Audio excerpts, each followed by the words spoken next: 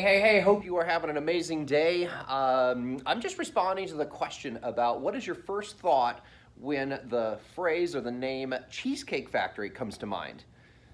And we've had tons and tons of comments, everything ranging from gross food to a lot of calories to portion sizes, things like that. But here's what's interesting. This was like a little, kind of like an impromptu survey. I'm reading a book called Talk Triggers, and inside of it, it talks about the menu at Cheesecake Factory. And for me, I've always sat down and looked at that menu and I go, good Lord, how can they stay in business? This thing is too big. It's crazy.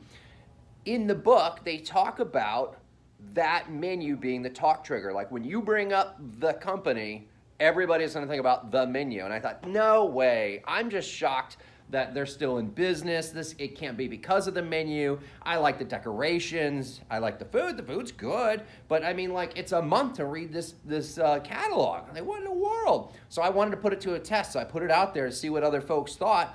And sure enough, there's a lot of you guys that think the same thing about that freaking book. So there you go. I learned a little something today. I guess a talk trigger for the Cheesecake Factory really is this 9,000 page menu.